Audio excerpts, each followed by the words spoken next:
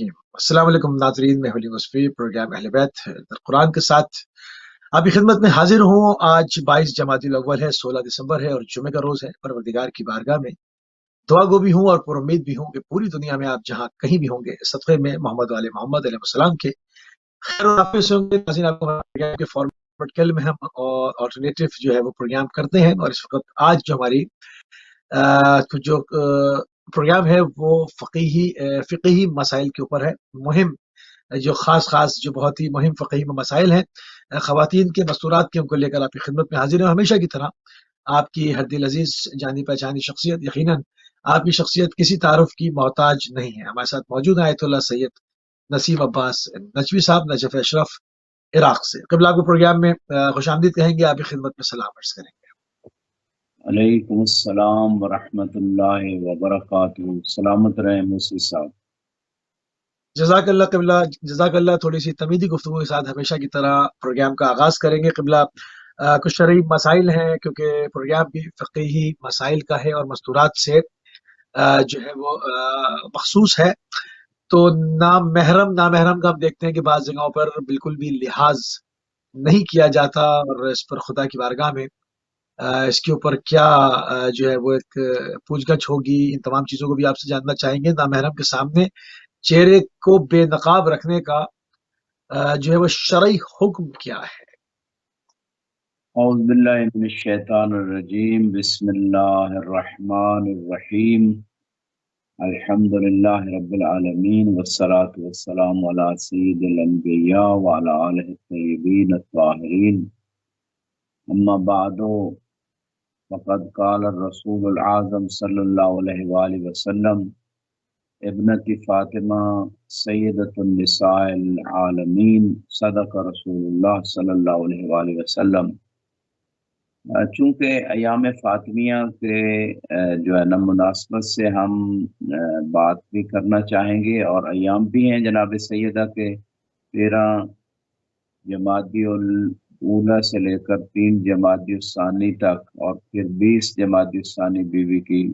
विलादत की मुनासबत भी है। तो ये सारे अयाम बीवी के हवाले से मुख्तस हैं। तो मैं जनाब सैयदा की शान के हवाले से बात करूँगा। रसूल खुदा ने फरमाया कि आलमीन की औरतों की सरदार है मेरी बेटी फातिमा। और जब खुद सैयदा ने ये बात इस्तिफ़सार की, मालूम था बाबा की ज़बान से सुनना चाहती थी कि वो तो आलमीन की औरतों की सरदार तो मरियम है, तो आपने फरमाया वो अपने ज़माने के जितने अवालिम थे उसकी औरतों की सरदार थी, लेकिन आप सैयदतुन निसाइल अव्वलीन वल आखिरीन, अव्वलीन और आखिरीन की तमाम औरतों की सरदार हैं। तो जब सैयदा सरदार हैं तो आपकी सीरत जो है, आपकी शख्सियत जो है वो हमा जहत जो है एक अमली नमूना है तमाम कायनात की मस्तूरात के लिए और ज़िंदगी के तमाम पहलुओं में, यानी माँ के एतबार से, बेटी के एतबार से, बीवी के एतबार से, ये तमाम वो जहतें हैं जो जनाब सैयदा की सीरत में मौजूद हैं। लिहाजा पूरी कायनात की मस्तूरात के लिए एक आइडियल पर्सनैलिटी, एक मिसाली शख्सियत जो है ज़िंदगी के तमाम शोबों में, वो जनाब ज़हरा सलामुल्लाह अलैहा है। तो चूँकि आज उसी मुनासबत से ये जो प्रोग्राम हो रहा है कि फ़िक़ही मसाइल जो मस्तूरात के ख़ास फ़िक़ही मसाइल हैं, उनसे रिलेटेड हैं ज़्यादातर। और बीबी की सीरत को अगर हम सामने रखें, आपने नज़र के हवाले से सवाल किया कि नामहरम के सामने जाना या उनके पर्दे के हवाले से, तो बीबी का यहाँ पे एक फरमान है, जनाब सैयदा फरमाती है, खैरुन लिल मरअा अन ला यराहा रजुलन वला तरर रजुल, यानी औरत के लिए सबसे बेहतरीन चीज़ ये है कि वो नामहरम मर्द को न देखे और ना उसे नामहरम मर्द देखे। ये तो एक ऐसी सिचुएशन है कि अगर इंसान इस पे अमल पैरा हो सके तो इससे बढ़कर कोई कीमती चीज़ नहीं है। और हिजाब को आम तौर पे मुसीबत समझा जाता है, हालाँकि ये रहमत है, ये नेमत है, ये निकमत नहीं है और इसमें तहफ़्फ़ुज़ है। खुद जब कोई कीमती चीज़ होती है तो उसको गिलाफ में, कवर में रखा जाता है। मोबाइल को देख लें, कोई आप अंगूठी खरीदते हैं, कवर में लेते हैं। आप सोना वग़ैरह कीमती अपनी चीज़ों को बड़ा सँभाल के और ढाँप के रखते हैं और जो बेकार चीज़ होती है उसको ऐसे ही सरेआम फेंक दिया जाता है। تو اس میں مستور کی ایک عزت ہے، شرف ہے، اس کی ویلیو اسلام نے اس کو دی ہے، اور بلکہ پورے خاندان کی عزت ہے اس میں، یعنی اس کے بچوں کی، اس میں خاندان کی پاکیزگی ہے، پورے معاشرے کی اس میں عزت و پاکیزگی اور بلندی ہے اور شرف ہے۔ لہذا اس حوالے سے میں اتنا کہنا چاہوں گا کہ جناب سیدہ کی سیرت کو دیکھتے ہوئے اگر ضرورت ہو تو جیسے خود جناب سیدہ دربار میں بھی آئیں، انصار کے گھر گھر بھی گئیں، لوگوں کو حق سمجھانے اور حق کی تبلیغ کرنے کے لیے، ان کو حق کا ساتھ دینے کے لیے، ان پہ حجت تمام کرنے کے لیے جناب سیدہ نے یہ سب سے پہلے جہاد کیا، تبلیغ کا جہاد، اور مظلوم کے دفاع کے لیے باہر آئیں، خطبے بھی دیے لوگوں کو، جب ظرف ایسا تھا ان کو تعلیم دینے کی ضرورت تھی تو ان کو تعلیم بھی دی ہر جیسے۔ تو اسی طرح ثانیہ زہرا نے بھی وہی کردار ادا کیا، اپنی والدہ گرامی کا کردار تھا۔ تو یہاں پہ میں یہ کہنا چاہتا ہوں کہ اسلام مکمل پابندی نہیں لگاتا، لیکن کچھ کنڈیشنز ہیں، کچھ خاص شرائط ہیں کہ اس کے تحت اگر ایک مستور گھر سے باہر آتی ہے تو وہ کون سی چیزیں ہیں جن کا وہ خیال رکھے۔ وہ فیلڈ میں جا کے علم بھی سیکھ سکتی ہے، سکھا سکتی ہے، بزنس کر سکتی ہے۔ جناب خدیجہ سلام اللہ علیہ کا اس وقت سب سے زیادہ ہائی لیول پہ جو بزنس تھا تجارت کا، مختلف کنٹریز کے درمیان انٹرنیشنل تجارت تھی ان کی، اور بہت بڑے بڑے قافلے ان کے جو جاتے تھے۔ قرآن نے بھی اس کا تذکرہ کیا ہے۔ تو مقصد اسلام روکتا نہیں ہے، لیکن اس کے لیے عورت کی عزت و شرف اور خاندان اور معاشرے کو پاکیزگی اور کامیابی کی طرف لے جانے کے لیے، دنیا و آخرت کی کامیابی کی طرف لے جانے کے لیے کچھ شرائط ہیں۔ آپ کے سوال کی طرف آتا ہوں کہ نامحرم کے سامنے چہرے کا بے نقاب رکھنے کا شرعی حکم کیا ہے۔ اس حوالے سے سورہ نور میں کچھ آیات بھی ہیں، اور سورہ نور کی تلاوت زیادہ ثواب رکھتی ہے، مستورات کو تاکید کی گئی ہے کہ اس کی تلاوت کریں ترجمے کے ساتھ، اس کو سمجھیں۔ اس سے انسان کی عفت، طہارت اور ان وظائف شرعی کی طرف انسان متوجہ ہو سکتا ہے جو اللہ نے ایک مستور کے لیے قرار دی ہے۔ تو یہاں پہ پردے کے اعتبار سے اگرچہ آیات بھی ہیں، روایات بھی موجود ہیں، اور فقہا کے فتاوے بھی موجود ہیں۔ قرآن مبارک میں اللہ سبحانہ وتعالیٰ نے اپنے حبیب کے ذریعے سے مومنوں کو سب سے پہلے تو یہ پیغام دیا، قل للمؤمنین یغضوا من ابصارہم، کہ اے میرے حبیب آپ مومنوں سے فرما دیں کہ وہ اپنی نگاہیں نیچی رکھیں۔ تو جب مرد اگر شریف ہوں گے اور دین پہ عمل کریں گے، نگاہیں نیچی رکھیں گے، اسی طرح عورتوں کو بھی حکم ہے اسی صورت میں۔ اور انہی آیت کے بعد اگلی آیت میں یہی ہے، قل للمؤمنات یغضضن من ابصارہن، کہ اے میرے حبیب آپ مومنات سے بھی فرما دیں کہ اپنی نگاہیں نیچی رکھیں۔ لہٰذا اگر مرد اور عورت ایسے معاشرے میں رہتے ہیں جو دین پہ عمل کرتے ہوں، دین کو سمجھتے ہوں، خدا کا خوف رکھتے ہوں، پاکیزگی طہارت چاہتے ہوں، عفت ان کے لیے شرف ہو، مقام ہو، عزت ہو عفت میں، تو ایسے لوگ پھر اپنی نگاہیں نیچی رکھتے ہیں۔ جب نگاہیں نیچی رکھنے کا حکم ہے، اور ساتھ اسی صورت میں حکم ہے وَلَا يُبْدِينَ زِينَتَهُنَّ، کہ ایک تو نگاہیں مومن مرد اور مومن عورتیں نیچی رکھیں نامحرم کے سامنے، دوسرا اپنی زینت کو ظاہر نہ کریں، یہ خدا نے حکم دیا۔ اب ہر وہ چیز، چاہے وہ لباس ہے، چاہے وہ کوئی اور زینت ہے جس کو زینت شمار کیا جاتا ہے اور جس سے لوگ اٹریکٹو ہوتے ہیں، لوگ متوجہ ہوتے ہیں، ایک عرفی سی چیز ہے، جنرل سی چیز ہے کہ کس چیز کو سوسائٹی میں زینت سمجھا جاتا ہے اور اس سے لوگوں کی توجہ حاصل ہو جاتی، تو اس چیز کو ظاہر کرنے سے منع کیا ہے قرآن نے۔ یہ تو ہے قرآن کی بات۔ اب آتے ہیں روایات کے ساتھ ساتھ فتاوی فقہا۔ فقہا کے جو فتاوی ہیں، دو قسم کی ابتدائی رائے ہیں، نہایہ میں جا کے وہ رائے دونوں ایک ہو جاتی ہیں، لیکن ابتدائی مرحلے میں کچھ اختلاف ہے۔ بعض فقہا کا نظریہ یہ ہے، جیسے سید کوئی رحمۃ اللہ علیہ جو موجودہ مراجع کے بھی اساتذہ ہیں، بعض موجودہ معاصر مراجع کا بھی یہ فتویٰ ہے کہ پورے چہرے کا چھپانا، پورے جسم کے ساتھ پورے چہرے کا چھپانا بھی واجب ہے، یعنی یہ ایسا واجب ہے اگر اس کو انجام نہ دیا جائے تو انسان گنہگار ہوتا ہے۔ بعض دوسرے علماء کی رائے ہے کہ چہرہ کا چھپانا اور ہاتھوں کا، یعنی یہ کلائی کی حد تک جو ہے اس کا چھپانا واجب نہیں، مستحب ہے، یعنی اگر چھپا لیا جائے تو ثواب ہے، لیکن اگر نہ چھپایا جائے تو گناہ کوئی نہیں۔ لیکن جن علماء نے چہرے اور ان ہاتھوں کا बाकी पूरे जिस्म को छुपाना वाजिब है, यानी ऐसी चादर, ऐसा कोई ऊपर हो सिस्टम के वो अट्रैक्टिव ना हो, लिबास भी छुपा हुआ हो, जिस्म भी छुपा हुआ हो। उसमें पाँव को छुपाना तो सबके नजदीक वाजिब है, उसमें जिराफ्स वगैरह पहने। अच्छा, अब यहाँ पे मूसवी साहब मैं इतना थोड़ा डिटेल में जाऊंगा कि जिन फुकाहा ने कहा है कि चेहरा छुपाना मुस्तहब है, उन्होंने कंडीशंस लगाई हैं। नंबर 1 कि औरत अपना चेहरा जाहिर करने से उसका मकसद दूसरे लोगों को गलत निगाह की तरफ उभारना ना हो। नंबर 1 उसकी नीयत ठीक हो। नंबर 2 ऐसे मुआशरे में औरत हो कि जहां अगर चेहरा नहीं छुपाएगी तो कोई फितना खड़ा नहीं होगा, यानी अगर नामहरम मर्द की निगाह पड़ती है तो मुआशरा मुतदय्यिन है और उस मुआशरे में वो कोई गलत चीज की तरफ नहीं जाएगा, बहकेगा नहीं, औरत को अजियत नहीं देगा, औरत के खिलाफ कोई गलत सोच पैदा नहीं करेगा। ये सारी कंडीशंस लगा के उन्होंने कहा है, अगर ऐसी बात नहीं पैदा होती और औरत मुतमईन है कि अगर इस तरह हालत में जाएगी, ना वो खुद हराम में मुब्तला होगी, ना दूसरे लोग उसको एहानत और गलत निगाह से देखेंगे और उसकी नीयत भी ऐसी नहीं है, तो ऐसी सूरत में वो कहते हैं कि चेहरा जाहिर कर सकती है। लेकिन अगर ये कंडीशंस ना हो, ऐसा मुआशरा हो जो गलत मुआशरा हो, बेदीन मुआशरा हो, खुद तलाश में हो कि नामहरम औरतों की तरफ कैसे देखना और गलत निगाह से देखा जाए जिस मुआशरे में, और जिस मुआशरे में औरत को एज ए खिलौना समझा जाए, औरत को एज ए टिश्यू पेपर समझ के अपनी दुनिया की हाजात के लिए, चाहे ट्रेड में, चाहे उसको जिस तरह के भी यूज करना उसका मकसद हो, औरत की कोई इज्जत ना हो, औरत को कोई मकाम ना हो, ऐसे मुआशरे में ये फुकाहा भी कह रहे हैं कि हराम है चेहरे का जाहिर करना, चेहरा छुपाना वाजिब है। मैं फतवा बेन ही पढ़ देता हूँ आपकी खिदमत में। फरमाते हैं यजूज लिल मरअा कश्फ वजहिहा व कफ़ैहा अमाम अन्नाज़िर गैर अल महरम, कि जो महरम नहीं है, नामहरम है, उसके सामने अपने चेहरे को और दोनों हाथों की हथेलियों को कश्फ कर सकती है, जाहिर कर सकती है औरत, लेकिन पहली शर्त ये है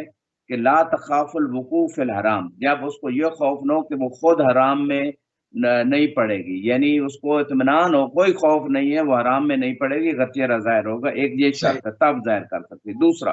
वलम यकुन इब्राजुहा लिल वज्ह वल कफ़ैन बिदाई इकाए रिजाल फि नज़र अल मुहर्रम, और इस नजरिए से भी चेहरे को जाहिर नहीं कर रही कि नामहरम लोग जो है ना वो उसकी तरफ देखें और गलत निगाहों से देखें, ये भी उसकी नीयत नहीं है। तीसरा, वलम यकुन मूजिबन लिल फितना बेवजह आम, और तीसरी वजह यह है कि अमूमी तौर पे अगर उसका चेहरा खुला है तो एक जिस सड़क पे जा रही, जिस बाजार में, जिस ऑफिस में, जिस स्कूल कॉलेज में, जहां भी जा रही, वहां एक फितने की कैफियत पैदा हो जाएगी, यानी दूसरे लोग मुमकिन है ऐसे औरत को अगवा कर लें, जैसे अगवा की वारदात में ऐसे लोग को गलत कारी की तरफ इकदाम करें, ऐसे लोग गलत निगाहें देखें, यानी बहुत सारी चीजें जो मुआशरे में पैदा होती हैं वो चेहरे के खुले होने की वजह से। अगर ऐसा बेदीन मुआशरा है तो ये 3 कंडीशन उलमा ने लगाई हैं, फिर चेहरे को जाहिर किया जा सकता है। न फितना, न खराबी है, न फसाद है दीनी, न कोई सही। बात, और खुद भी नीयत नहीं है, तो फिर इजाजत है। और ये मैं पूरी दुनिया में अगर मैं कह दूं तो बेजा नहीं होगा। शायद ही कुछ इलाके हों, कुछ ऐसे मुतदय्यन इलाके, जैसे अब नजफ करबला की मिसाल दे दें, तो ऐसे मुतदय्यन मिसाल इलाकों की दे दें तो हो सकता है ये फतवा कुछ अमल पैरा है। लेकिन इन इलाकों के अलावा जो दुनिया के हालात हैं उसमें फितना ही फितना है, बेदीनी बेदीनी है। लिहाजा ये उलमा भी कह रहे हैं कि चेहरा छुपाना वाजिब है, जायज नहीं है। वलम यकुन, आगे आखिर वइल्ला फयजिब अलैहा सित्र हत्ता जले, अगर ये कंडीशंस नहीं मुवफ्फर होती, तीनों शर्तें पूरी नहीं हो सकती, तो फिर वाजिब है कि अपने चेहरे को छुपाए। ये उलमा भी यही फतवा दे रहे हैं। जी मूसी साहब, आप कुछ कहना चाह रहे थे? बिल्कुल सही। बिल्कुल सही, बिल्कुल सही। नामहरम के सामने चेहरे को बेनकाब रखने के शरई हुक्म के हवाले से जो उलमा के अंदर कंडीशंस भी बयान हुई, क्योंकि माशरे में हर जगह, हर मंतक़े में, हर दौले में, हर जो है वो इलाके में मुख्तलिफ किस्म के लोग रहते हैं, मुतदय्यन व गैर मुतदय्यन। तो उनको इस तरह से उसका जो हुक्म शरई है उसको खोल खोल के बयान किया गया। बात को थोड़ी सी आगे बढ़ाते हैं। क़िबला रिंग वगैरह पहनना, अंगूठी होती है और मेकअप करने का, इन तमाम चीज़ों का हुक्म शरई क्या है? जी, ये भी मैं इस हवाले से सबसे पहले कुरान की उस आयत की तरफ जाऊंगा जो सूरह नूर में है। अल्लाह सुब्हानहू तआला ने इरशाद फरमाया, वला युबदीन ज़ीनतहुन्ना, کہ اپنی زینت کو ظاہر نہ کریں، یہ نہیں ہے، جہاں نہیں یہ پروردگار ہوتی ہے وہاں یعنی اس نئی کی مخالفت کرنا حرام ہوتا ہے، الا کہ کوئی ایسا کرینہ ہو کہ خدا کا مقصد حرام نہیں ہے، اس میں کراہت ہے، وہ ایک الگ بات ہے۔ یہاں پہ کہنا یہ چاہتا ہوں انگوٹھی تباً ایک زینت ہے اور زینت کے لیے ہی پہنی جاتی ہے، اور اسی طرح مثال کے طور پہ کوئی حلقہ ہے، کوئی گلے میں جس کو کلادہ کہتے ہیں، یا مثال کے طور پہ میک اپ کا جیسے آپ نے پوچھا، تو اس حوالے سے میک اپ کے حوالے سے تو سب علماء نے بالاتفاق کہا ہے کہ یہ زینت ہے، اور اس سے فتنہ کھڑا ہوگا، اس سے نامحرم مردوں کے لیے مسائل ان کے لیے بھی کھڑے ہوں گے، وہ مستور کی نیت کیا ہے اس کا بھی ایک مسئلہ ہے، وہ کیوں میک اپ کر کے جا رہی ہے باہر، اور بن سمر کے، حالانکہ شوہر کے لیے بننا سورنا واجب ہے، اور شوہر پہ بیوی کے لیے بن سمر کے رہنا واجب ہے۔ اس کے علاوہ یہ جو بننا سورنا ہے یا اپنی زینت کو ظاہر کرنا یا میک اپ کو ظاہر کرنا، یہ جائے قرآن بھی منع کر رہا ہے، اور خود سیرت یعنی سیدہ اور ان ہستیوں کی سیرت ہمیں سامنے رکھنی ہے، کیا ان کی حیات میں، زندگی میں کوئی ایسی چیز ہمارے سامنے آئی؟ حالانکہ جناب سیدہ کے گھر میں جب رسول خدا، ایک دفعہ کا واقعہ ہے، ایک صحابی کو لے کے آتے ہیں، اور وہ صحابی نابینا تھا،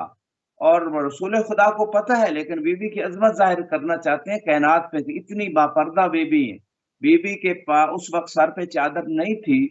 تو رسول خدا نے کہا کہ آ جاؤں بیٹی گھر میں، یہ صحابی بھی ساتھ ہے، نابینا ہے، تو بی بی نے کہا تھوڑا بابا انتظار کریں، میں سر پہ چادر لوں اور اپنے آپ کو ڈھانپ لوں، پردہ کر لوں۔ تو رسول خدا نے پھر ہمدرد فرمایا کہ بیٹی کی زبان سے وہ الفاظ سننا چاہتے تھے کہ یہ تو نابینا ہے، تو آپ نے فرمایا کہ یہ اگرچہ نابینا ہے لیکن میری تو آنکھیں موجود ہیں، میں تو دیکھ سکتی ہوں، لہذا میں اپنا پردہ کر لوں تاکہ میری آنکھوں پہ بھی پردہ ہو، میں اس نابینا کو نہ دیکھ سکوں۔ تو یہاں مقصد یہ ہے کہ اتنا اہتمام کر رہی ہیں بی بی پردے کا، نابینے سے بھی، کہ میری آنکھیں نابینے کے اوپر بھی نہ پڑیں۔ تو یہاں جب اتنی سیرت، عظیم سیرت ہمارے سامنے ہے، اور قرآن نے کہا کہ نگاہ جھکا کے رکھو، مرد عورتوں کو بھی اور مردوں کو بھی، اور مومن عورتوں مومنات کو سب کو کہا کہ آنکھیں جھکا کے رکھو۔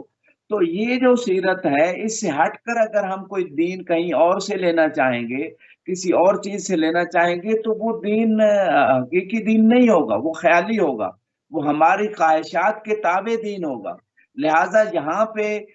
جو یہ تو بال اتفاق بات علماء نے کی ہے کہ میک اپ کر کے نامحرم کے سامنے نہیں آ سکتا انسان، کوئی عورت جو ہے نا وہ ایسا لباس بھڑکیلا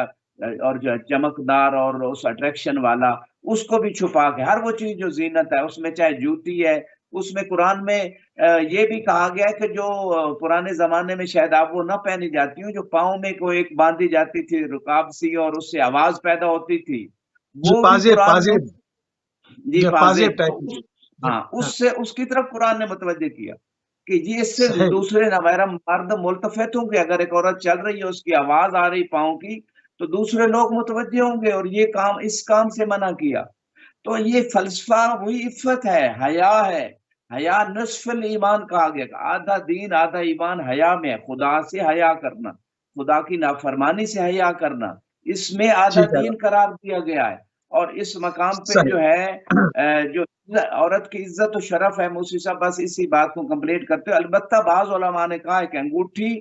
اور کوئی اس طرح کا وہ جو ہاتھ میں پہنتے ہیں، تو یہ اگر چیز اور کسی کو جلب کرنے اور نگاہ کے متوجہ کرنے کے لیے نہیں ہے، اور کوئی فتنہ اس سے پیدا نہیں ہوتا، تو وہ کہتے ہیں کہ جائز ہے پہننا۔ لیکن میں پھر بھی کہوں گا کہ جس مسئلے میں اختلاف ہو جائے، خصوصاً یہ پردے کا مسئلہ، عفت کا مسئلہ، تو احتیاط کا تقاضا، عقلی اور شرعی احتیاط بھی اس میں ہے کہ انسان کوشش کرے کہ ہر اس چیز کو چھپائے کہ جس میں اطمینان ہو جائے کہ اب میں خدا کی مرضی کے مطابق میں نے کر لی ہے۔ جی موسی صاحب۔ صحیح قبلہ، انگوٹھی اور میک اپ کے حوالے سے جو حکم شرعی ہے اس کو بیان کیا، اور جناب زہرا صلوات اللہ علیہ کے حوالے سے آپ کی بہترین سیرت، جو کہ ہماری خواتین کے لیے، ہماری بہنوں کے لیے، ہماری ماؤں کے لیے، ہماری بیٹیوں کے لیے ایک نمونہ عمل کے طور پر قیامت تک کے لیے جو ہے وہ مستقل ہے، تو اس کا بھی آپ نے حوالہ دیا۔ ہم آگے بڑھائیں گے اپنی گفتگو کو۔ پرفیوم وغیرہ اور عطر لگانے کا خواتین کے لیے حکم شرعی کیا ہے؟ جی، فرسٹ آف آل تو یہ عطر وغیرہ لگانا، پرفیوم لگانا، یہ نماز میں بھی باعث زیادہ اجر کا باعث بنتا ہے، اور روزے کے لیے بھی ایک اشتباہ لوگوں کے ذہنوں میں ہے کہ شاید اس سے وہ روزہ مکروہ ہوتا ہے، ایسی بات نہیں ہے۔ وہ خاص قسم کی جڑی بوٹیاں ہیں، اس کی خوشبو سونگھنا جو ہے نا وہ روزے میں کراہت ہے۔ البتہ خوشبو تحفۃ الصائم کہا گیا، روزے دار کے لیے گفٹ ہے۔ نماز میں اس میں جو ہے نا وہ انسان لگا کے پڑھے تو اس کا ثواب زیادہ ہوتا ہے۔ اور بلکہ بعض روایات میں کہ یہ پرفیوم اور عطر وغیرہ جو ہے اس کو یوز کرنا میں جو آپ پیسے استعمال کرتے ہیں وہ اسراف نہیں ہے، یعنی گناہ نہیں ہے،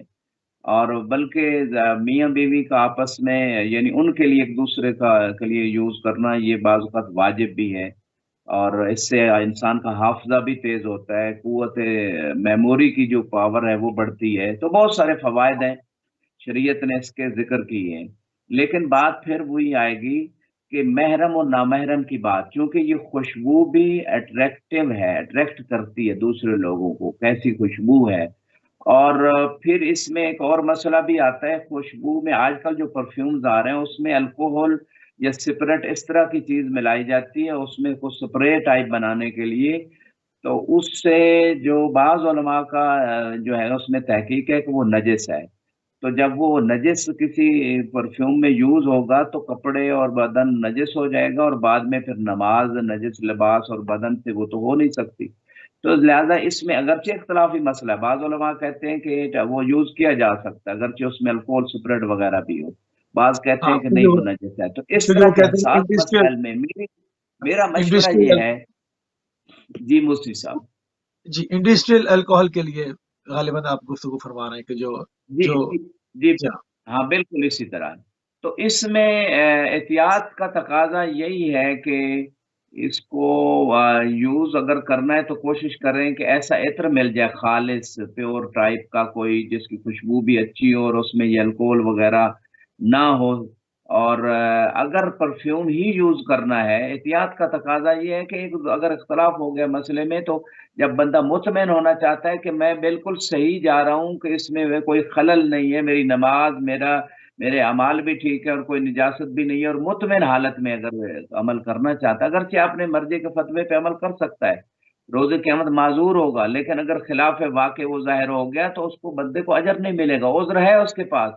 لیکن اجر نہیں ملے گا۔ اگر مطمئن ہونا چاہتا ہے کہ میرا عمل 100% صحیح ہے، اس میں کوئی اختلاف نہیں، کسی کی کوئی اختلاف والی بات ہی نہیں ہے، تو پھر وہ پرفیوم ہاتھوں پہ مثلا یوز کر لے اور اس کو کسی ایسی جگہ نہ لگائے کہ جہاں کوئی آگے نجاست پھیلنے کا خطرہ ہے، اور جب وہ مثلا نماز پڑھنا چاہے تو ان ہاتھوں کو دھو لے تو وہ ہاتھ بھی پاک ہو جائیں گے اور وہ پرفیوم کی خوشبو بھی آئے گی۔ آگے آپ کے سوال کی طرف آ رہا ہوں کہ نامحرم کے سامنے عطر اور پرفیوم وغیرہ لگانے کا کیا حکم ہے؟ تو اس حوالے سے فرسٹ آف آل تو پھر وہی کہوں گا کہ بعض علماء نے تو بالکل منع کیا کہ جائز نہیں ہے، محرم کے لیے کے سامنے جائز ہے یا اپنے ہسبینڈ کے سامنے جائز ہے، نامحرم کے سامنے جانا اور جب اس کے پاس سے گزرنا اور وہ خوشبو اگر نامحرم کو جاتی ہے تو وہ جائز نہیں۔ بعض نے تو مطلقاً منع کیا۔ ہاں بعض علماء کہتے ہیں کہ اگر وہ پرفیوم عطر لگانے سے اس مستور کا یعنی کوئی نیت بھی نہیں ہے کسی کو فطرے میں ڈالنا، اور دوسری بات یہ ہے کہ جس معاشرے میں آفس میں روڈ پہ بازار میں مارکیٹ میں کوئی مستور جا رہی ہے تو وہاں ایسا ماحول ہے کہ دوسرے مرد اس خوشبو سے فتنے میں نہیں پڑیں گے، غلط خیال کی طرف نہیں پڑیں گے، کوئی فساد کا خطرہ نہیں، اخلاقی فساد کی طرف یا غلط سوچ کی طرف نہیں جائیں گے۔ تو ایسی صورت میں وہ علماء کہتے ہیں کہ عطر لگانا یہ پرفیوم لگانا جائز ہے، عورت باہر بھی جا کے لگا سکتی ہے۔ اور یہ جملے میں بیان ہی پڑھ دیتا ہوں تاکہ کوئی اس میں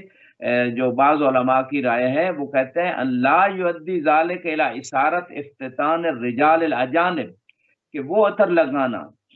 اور وہ پرفیوم لگانا اگر اس بات کی طرف لے کے جاتا ہے کہ جو نامحرم لوگ ہیں وہ غلط کاری کی طرف ان کا خیال جا رہا ہے، فتنے میں پڑ رہے ہیں، ان کا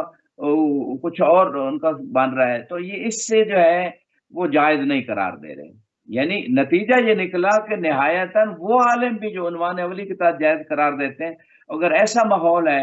اور آج کل تو اس سے بہت آگے بڑھ گئی بات، شادیوں کے فنکشنز ہوتے ہیں، اس میں میک اپ بھی سامنے، نامحرم بھی سامنے، بھڑکیلے لباس بھی سب کے سامنے، اور فلمیں بھی بن رہی ہیں۔ آج تو پہلے تو ایک مووی بنانے والا ہوتا تھا، اب ہر بندے کے ہاتھ میں موبائل ہے، تو وہ پتہ نہیں کیا کیا مفاسد آگے بڑھ رہے ہیں، اور لوگ متوجہ نہیں ہیں کہ ہمارا دین ہے، خدا نے اجازت دی ہے۔ اس مومن کے بارے میں روایت ہے، خوش قسمت ہے وہ مومن اور مومنہ جو دنیا سے اپنا حصہ بھی لے لیتا ہے اور آخرت بھی اپنی محفوظ کر لی، جنت بھی محفوظ کر لی، روز قیامت کے حساب سے بھی اپنے آپ کو بچا لیا، کہ جو حلال طریقے سے، اب دیکھیے خدا نے حلال چیزیں زیادہ بنائی ہیں اور حرام کم ہے، اور وہ حرام کے ذریعے امتحان لے رہا ہے خدا کہ یہ میرا بندہ ہے یا اپنے نفس امارہ بالسوء، اپنی خواہشات نفسانی کا بندہ ہے، شیطان کا بندہ ہے، خدا امتحان لینا چاہ رہا ہے۔ اب دیکھیں پرفیوم کی اجازت دی ہے اسلام نے، میک اپ کی اجازت دی ہے اسلام نے، اچھا لباس پہننے کی اجازت دی ہے اسلام نے، اچھی گاڑی، اچھا گھر، تمام جو حلال طریقے سے کمائے اور سے حلال دائرے کے اندر رہتے اسلام اجازت دیتا ہے، لیکن ایک بندہ اس پہ صبر ہی نہیں کر رہا، اس دائرے کے اندر رہ ہی نہیں رہا، وہ چاہتا نہیں اللہ کہ میں حرام کام کروں تو تب میری انڈیپینڈنس اور میری آزادی اور میری حریت مجھے ملے گی، ورنہ میں ایک قیدی ہوں، میں تو غلام ہوں۔ یہ انسان کی میرے خیال میں ناقص سوچ کا اور عدم تربیت کا نتیجہ ہے، یا بالکل حرام صحیح۔ رزق کھانے کا نتیجہ ہے، ورنہ حلال راستے جو خدا نے رکھے ہر چیز میں، کھانے میں حلال چیزیں بہت زیادہ ہیں، پہننے میں حلال چیزیں بہت زیادہ ہیں، اور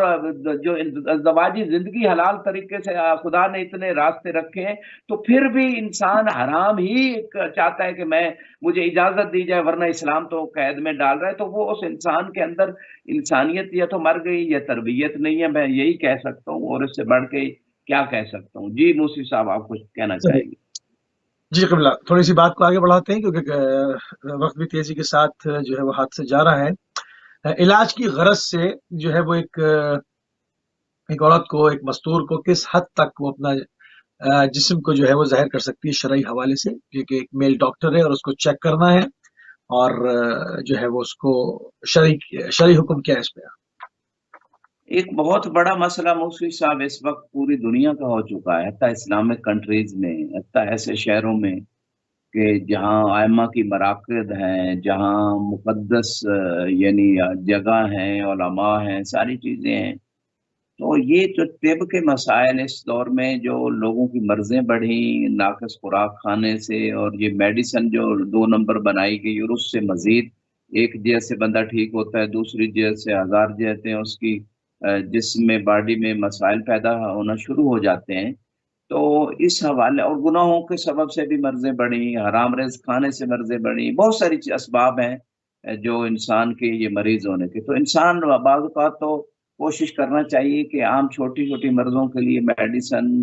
نہ یوز کرے، یا کرنا بھی پڑ جائے تو بہت کم یوز کرے، اور اس کے سائیڈ افیکٹ سے بچنے کے لیے۔ اور اس حوالے سے اتنا کہوں گا کہ بعض صورتوں میں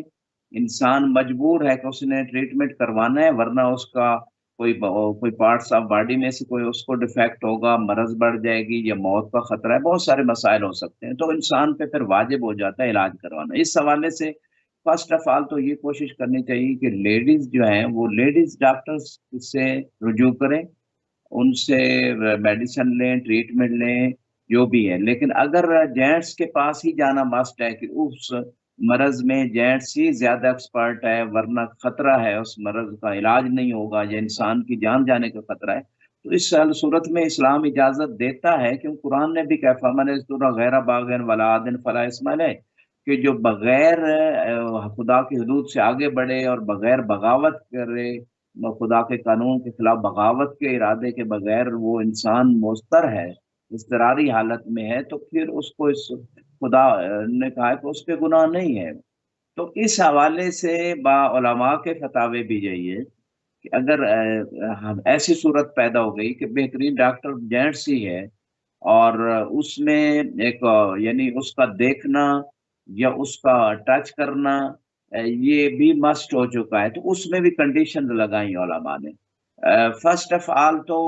یعنی اگر 2 صورتوں میں سے یا دیکھ کے یا ٹچ کر کے مرض کا اندازہ لگایا جا سکتا، آج تو میں سمجھتا ہوں اتنے ٹیسٹ آ چکے ہیں کہ مرض کا ویسے ہی ان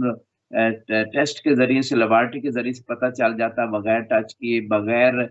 دیکھے۔ اور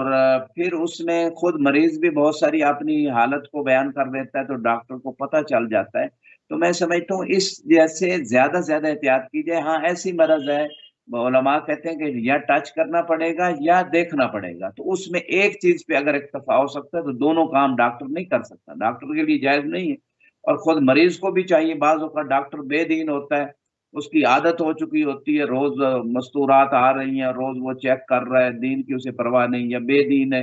یا اس کو ایک معمولی عام سی چیز لگتی ہے، تو خود پیشنٹ کو چاہیے کہ وہ اس کنڈیشن کو بیان کرے کہ شرعاً جائز نہیں یہ چیز۔ ایک چیز اگر صرف ٹچ کرنے سے وہ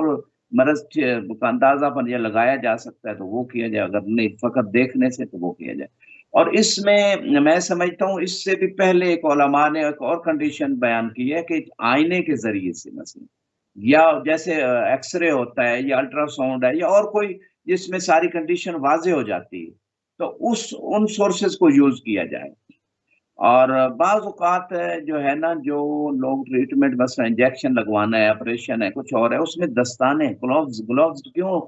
یہ اس دور میں تو بڑی اسپیشلٹی ہے، اس کو یوز کیا جائے۔ اور یہ مختصر سا بیان ہے۔ نہایتاً یہی ہے کہ اگر جان کا خطرہ ہے، کوئی مرض بڑھنے کا خطرہ ہے اور ڈاکٹر نہیں میسر ہو رہا، کوئی لیڈی ڈاکٹر یا اپنا کوئی محرم جیسے مثلا والد، بھائی یا ہسبینڈ، تو پھر ایسے ڈاکٹر کی طرف جو اسپیشلسٹ زیادہ ماہر ہے رجوع کیا جا سکتا ہے، اور مقدار ضرورت پہ اکتفا کیا جائے۔ یہاں تھوڑی سی بات میں ایڈ کروں گا کہ آج کل جو بیبی ٹیوب کے ذریعے اور ایک عورت کا بیضہ لے کے دوسری کسی لیڈی کے رحم میں رکھا جاتا ہے، اور اس میں جو ہے نا وہ مثلا خود عورت بانجھ ہے تو کسی دوسری عورت کا ایگ لے کے کسی دوسری عورت کے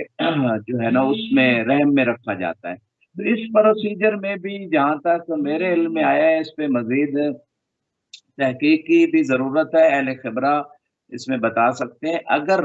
وہ کچھ ایسے کام کرنا پڑتے ہیں تو میری نصیحت تو ناقص یہی ہے کہ خدا نے اگر ایک انسان کو اولاد نہ دینے میں مسئلہ سمجھی ہے تو پھر ہم کیوں ایسے سورسز یوز کریں کہ جس میں قطعاً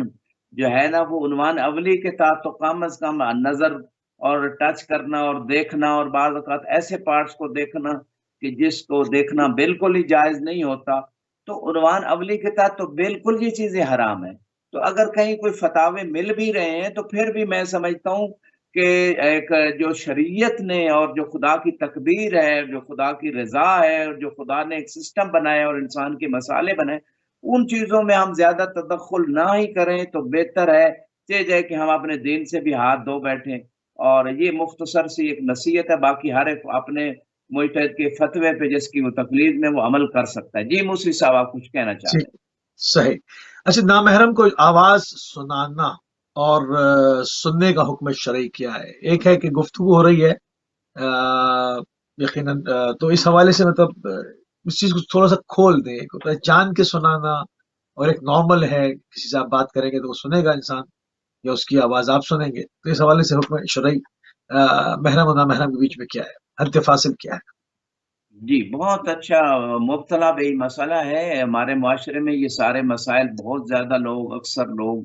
اس میں مبتلا ہیں ان مسائل میں، اور کچھ لوگ تو یہ دینی مسائل سیکھتے ہی نہیں ہیں، اور جو سیکھ لیتے ہیں ان میں سے بہت سے لوگ پھر اس پہ عمل نہیں کرتے۔ تو میں سمجھتا ہوں کہ جس طرح ایک ڈاکٹر کی کوئی تجویز ہوتی ہے، وہ میڈیسن تجویز کرتا ہے، کوئی پرہیز تجویز کرتا ہے، جو بھی ہوتا ہے اس میں اس پہ جو انسان صحت جسمانی چاہتا ہے وہ مخلص ڈاکٹر کی باتوں پہ عمل کرتا ہے۔ ہاں آج کل تو یہ طب ایک بزنس بن گیا ہے، تو میڈیسن ایک کی ضرورت ہے 10 لکھ دی جائیں گی، ایک ٹیسٹ کی ضرورت ہے 5 لکھ دیے جائیں گے، وہ ایک الگ بات ہے۔ میں کہہ رہا ہوں کہ اگر مخلص پتہ ہے یہ ڈاکٹر سنسیئر ہے اور وہ صحیح ٹریٹمنٹ دے رہا ہے، تو اس وقت واجب ہو جاتا ہے کہ اپنی جسمانی صحت کے لیے انسان اس کی باتوں پہ عمل کرے۔ اسی عمل طرح کریں، صحیح۔ روحانی صحت اور دنیا و آخرت کی کامیابی کے لیے اور دلی سکون کے لیے انسان کو چاہیے دین کے رولز جو انسان کی بہتری کے لیے بنائے گئے ہیں، ہم نے تو نہیں بنائے، یہ اللہ نے بنائے ہیں، اور انسان کا خالق ہے۔ ایک موبائل کا کمپنی جو بنانے والی، وہ اتنا بڑا لٹریچر اور اس کی کنڈیشنز اور اس کی شرائط اور اس کی تحفظات سارا کچھ بیان کر دیتے ہیں، کیونکہ ان کو پتہ ہوتا ہے اس کے لیے کیا مفید ہے، کیا اس موبائل کے لیے نقصان دہ ہے۔ تو اللہ خالق اس کو پتہ ہے بندے کے لیے کیا نقصان دہ ہے، کیا فائدہ مند ہے تو اللہ کی بات مان لے. انسان خود اپنی رائے کے کیوں تدخل دے رہا ہے؟ وہ انسان کے لیے بہتری کر رہا ہے نا. جو انسان کو اس نے ہر نعمت عطا کر دی ہے. تو یہ آواز کا مسئلہ بھی اسی طرح ہے کہ اگر اس میں پہلی تو بات ہے کوئی عورت یا مرد اگر بعض روایات میں ہے کہ جب ایک عورت اور نامحرم مرد آپس میں کسی ایسی جگہ ہوتے ہیں خلوت میں. آج تو خلوت ہر بندے کے ہاتھ میں، موبائل اس کے ہاتھ میں ہے، دوسری طرف دنیا کے کونے میں کہیں کوئی بیٹھا اس کے ہاتھ میں بھی موبائل ہے. تو وہ خلوت میں ہے، چاہے میسج کے ذریعے، چاہے ویڈیو کے ذریعے، چاہے آڈیو کے ذریعے. تو خلوت جب ہوتی ہے، دو نامحرم ہوتے ہیں خلوت میں، تو روایت کہتی ہے تیسرا ان کے درمیان شیطان ہوتا ہے جو ادھر کی غلط باتیں ادھر لے کے آتا ہے اور ادھر کے وسوسے سے ادھر پہنچاتا ہے. وہ ایز اے برید جس کو آپ پوسٹ مین کے طور پہ وہ کام کرتا ہے، اور شیطان پھر فتنے کھڑے کرتا ہے نامحرم مرد عورت میں. تو اس میڈیا کے دور میں ایک تو خلوت سے عورت اور مرد نامحرم بچیں، چاہے وہ موبائل کی خلوت ہے، چاہے وہ کمرے کی ہے، چاہے وہ گاڑی میں اکیلے جا رہے ہیں ٹیکسی ڈرائیور کے ساتھ. آج عام بات ہو گئی ہے کہ بھئی عورت جا رہی ہے، اور حالانکہ یہ اتنا بڑا فتنہ ہے کہ تیسرا شیطان بیٹھے گا ان کے درمیان اور غلط فکر کی طرف لے کے جائے گا. اور انسان تو ہر وقت اس کے اندر بھی ایک شیطان ہے، نفس امارہ جو انسان کے اندر ہے. تو میں کہنا یہ چاہتا ہوں کہ اگرچہ علماء نے چند شرطوں کے ساتھ اجازت دی ہے کہ نامحرم مرد اور عورت بات کر سکتے ہیں. مثلا ڈاکٹر کو اپنی بات بتانی ہے، اس میں اگر نیت غلط نہ ہو، فتنے میں کسی کو ڈالنا مقصد نہ ہو، اور معاشرہ ایسا ہو کہ اگلی طرف بھی متدین ہے، اس سے بات کرنے سے وہ غلط طرف نہیں جائے گا، تو ان کنڈیشن کے ساتھ جو ہے نا اجازت دی ہے. لیکن اگر ایسی صورتحال ہے، مثلا تعلم دین سیکھنے کے سکھانے کے لیے بھی اسلام اجازت دیتا ہے. تعلیم دوسری تعلیم جو دنیاوی ہے اس کو سیکھنے سکھانے کے لیے بھی اسلام اجازت دیتا ہے. لیکن پھر وہی شرطیں ہیں کہ نیت خالص ہو، نیت غلط نہ ہو، اور دوسرا معاشرہ یا جس شخص سے بات ہو رہی وہ بھی متدین ہو. اور اس صورت میں آواز سننا یا سنانا، اور ضروری حد تک بعض روایت کہتی ہیں کہ 5 کلمے اگر نامحرم سے بات کرنی پڑ گئی ہے تو 5 الفاظ کی حد تک اختصار یا اس سے بھی کم کیا جائے، یا جتنی مقدار میں علماء کہتے ہیں کہ ضروری ہے. فضول گپیں لگانا اور ٹاپک سے ہٹ کر بات کرنا اور ایسی گپیں لگانا، یہ اسلام اس کی اجازت نہیں دیتا، چاہے وہ موبائل پہ ہو، چاہے وہ ڈائریکٹ ہو. آج دیکھیں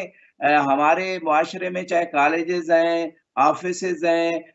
ہماری مارکیٹس ہیں، حتیٰ بسز میں آپ لیڈیز کو لے کے آ گئے اپنی کاروبار کو چمکانے کے لیے. جو مجبور عورتیں ہیں اقتصاد سے، میں سمجھتا ہوں گھر میں اگر تقوی سے رہیں اور ان کے مرد محنت کریں، غیرت کا مظاہرہ کریں، تو بسوں میں عورتوں کو بھیج رہے ہیں. آج کنڈکٹر بنا کے بھیج دیا ہے، پہلے ایروپلینز میں نرس ہوتی تھی جو ہے وہ. تو یہ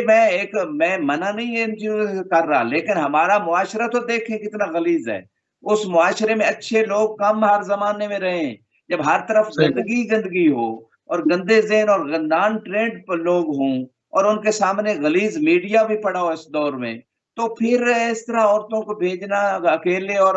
دکاندار سے بھی جا کے عورت ہی طے کر رہی اور اکیلے عورت کو بھیج دیا گیا بھائی جاؤ شاپنگ کر کے لے آؤ. یہ مرد کا جو غیرت مند ہے اسے چاہیے کہ ضرور اگر عورت نے خود اپنی چوائس کی چیز لینی ہے تو ساتھ جائے، دکاندار سے بات وہ کرے، عورت فقط اس کو چیز کو پسند کرے، وہ طے کرے. جی مجھ صاحب آپ کچھ کہنا چاہ رہے تھے.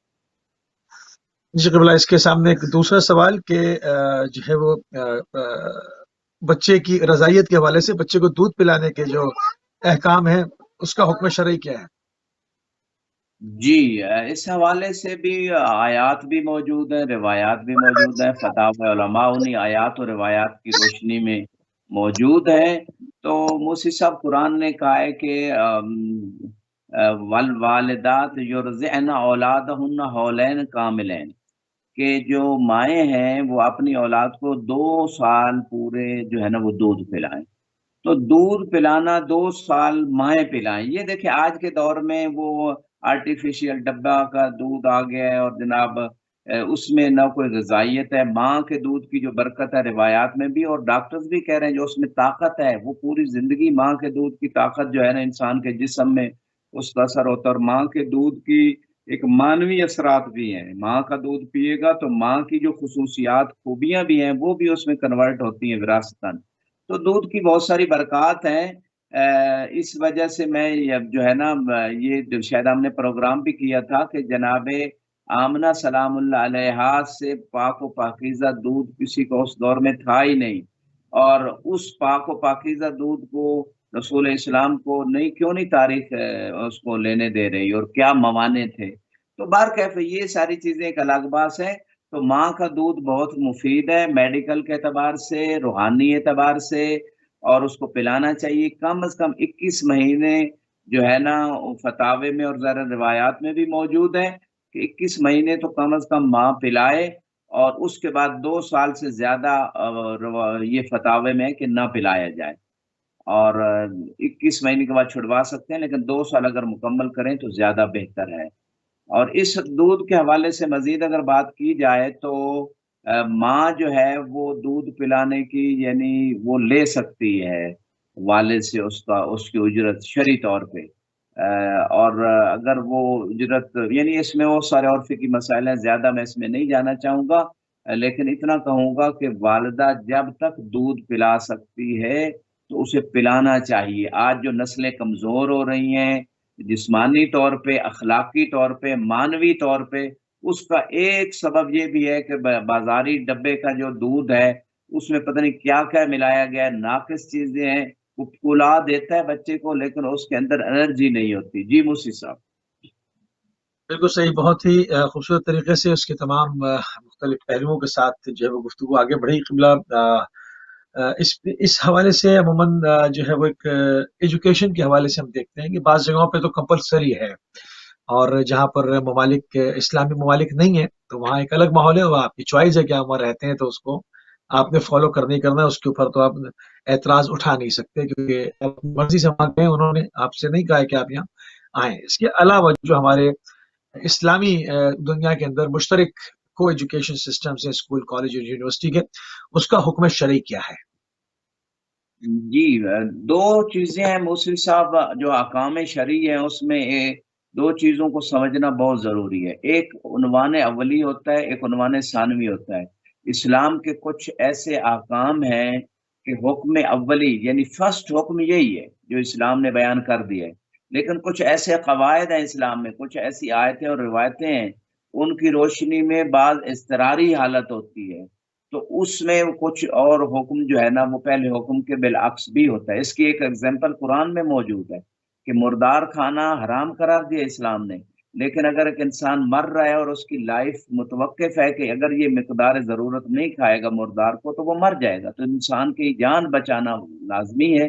تو لہٰذا صحیح۔ اس وقت اس کو خود قرآن نے اجازت دی۔ تو یہ عنوان اولی اور ثانوی کے اعتبار سے میں نے ایگزامپل دی۔ ابھی یہاں پہ جو کو ایجوکیشن کا، اگر ہم پردے، عفت، اور اسلام نے جو حجاب پہ اور طہارت پہ اور ان چیزوں پہ اور ایک خاندانی سسٹم کو مضبوط کر کے ایک بہترین معاشرہ اور میاں بیوی کے درمیان ایک پاکیزہ تعلقات، اور اس سے یعنی ایک فیملی جب بچے گی، محفوظ رہے گی، تو پورا معاشرہ محفوظ ہوگا۔ اور جو شیطانی فکریں اور طاقتیں ہیں ان کی پوری سٹرگل یہ ہے کہ اس فیملی سسٹم کو ختم کیا جائے، اس نظام کو ختم کر دیا جائے، میاں بیوی جو ہے ان کے درمیان پاکیزہ تعلق نہ رہے، وہ جہاں مرضی چاہیں بنانا چاہیں، بچے پتہ نہیں کدھر بکھر جائیں، وہ ساری جو پاکیزگیاں اور جو معنویات ہیں وہ ایک شیطانی فکر جو ہے نا اس کو ختم کرنا چاہتے ہیں۔ اسلام اس معنویات کو، اس پاکیزگی کو، اس عفت کو، اس فیملی سسٹم کو، اس معاشرے کو پرسکون اور ایک پاکیزہ اور کامیاب معاشرہ بنانا چاہتا ہے، لہذا یہ سارے رولز اسی انسان کی انسانی فردی زندگی اور اجتماعی زندگی کی کامیابی کے لیے ہیں۔ چاہے وہ پردے کا حکم ہے، نامحرم سے غیر ضروری جو ہے نا اختلاط سے منع کیا، نامحرم کے سامنے اور بے پردہ جانے سے، یہ ساری چیزیں اسی قانون اور فکر کے تحت اسلام نے دی ہیں۔ تو جو کو ایجوکیشن سسٹم ہے اس میں چھوٹے بچوں کے حد تک تو ممکن ہے 2 4 5 سال کی حد تک، لیکن اس کے بعد جو کو ایجوکیشن سسٹم خصوصاً اس میڈیا کے دور میں جب بچوں کے ہاتھ میں بھی والدین موبائل پکڑا دیتے ہیں اور ان کو کوئی خاص اس کے اوپر لاک بھی نہیں ہے، تو خاص ان کے لیے پروگرامز بھی نہیں ہیں، جو مرضی دیکھیں، تو ان حالات میں حرام رزق جب عام ہو گیا، بے دینی عام ہو گئی ہے، کو ایجوکیشن سسٹم سے کیسے آپ توقع رکھ سکتے ہیں کہ ایک بے تربیت معاشرہ، حرام کھایا ہوا معاشرہ، اور جس کالج یونیورسٹی اسکول میں جانا ہے، وہاں بھی دینی تربیت کوئی نہیں، وہاں بھی کوئی، سب ہر جگہ کھلی چھٹی ہے، تو جی پھر کیسے ایک ہم منٹ توقع رکھیں کہ پاکیزہ اور منظم اور باحیا اور کامیاب معاشرہ تشکیل پائے؟ تو ایسی صورت میں اگرچہ عنوان اولی کے تحت فقہا نے یہ کہا ہے کہ اگر انسان کو اطمینان ہے کہ اس کا پردہ، اس کی حیا، اس کا دین محفوظ رہے گا تو کو ایجوکیشن سسٹم میں کوئی حرج نہیں، انسان زیادہ بات ضرورت سے زیادہ نہ کرے، نہ بے پردہ ہو کے نہ جائے اور اپنے آپ کو بنا سنوار کے نہ جائے، یہ تو صحیح اسلام اتنی اجازت دیتا ہے، جا سکتے ہیں، کو ایجوکیشن سسٹم مطلقاً منع نہیں ہے، لیکن سامنے حالات کیا ہے؟ موجودہ کنٹریز پوری دنیا میں تقریباً اگر میں کہوں سوائے چند جگہوں کو چھوڑ کے حالات خراب ہیں، فاسد ہو چکا ہے معاشرہ، تربیت فاسد ہے، لوگ درندے بن چکے ہیں، حیوان بن چکے ہیں، اور ان کو سوائے اپنی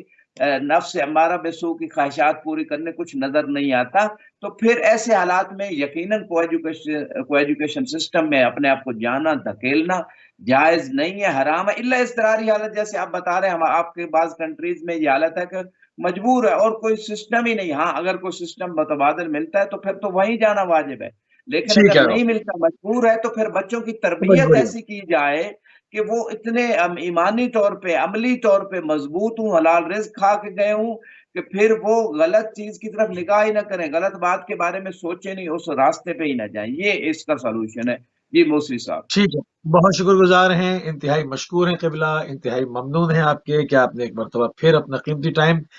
اہل بیت ٹی وی کو دیا، اور ناظرین آج مہم فقہی مسائل جو ہے وہ مستورات کے حوالے سے، اور چونکہ ایام فاطمیہ ہیں تو شہزادی کی سیرت کو سامنے رکھ کر ان تمام چیزوں کو بیان کیا گیا کہ کہاں کہاں پر ہمارے سامنے جو ہے وہ روایات جو کہ عموماً کبھی ہم دیکھتے ہیں اس طرف نظر کرتے ہیں، کبھی ہم جو ہے وہ ہماری نگاہ میں نہیں ہوتی، تو ان تمام چیزوں کو سامنے رکھ کے، چونکہ شہزادی اسوہ حسنہ ہیں اور ایک بہترین نمونہ عمل ہے تمام ہماری خواتین کے لیے، بہنوں کے لیے، بیٹیوں کے لیے، ماؤں کے لیے، تو وہ تمام چیزیں سامنے ہونی چاہیے کہ آپ کی سیرت کیا ہے، اس کو سامنے رکھتے ہوئے آپ کے جو فقہی مسائل ہیں اس کا جواب دیا گیا۔ اس وقت ہمارے پروگرام کا ٹائم تمام ہو گیا ہماری، اور آپ کی اگلی ملاقات UK ٹائم سے 5:30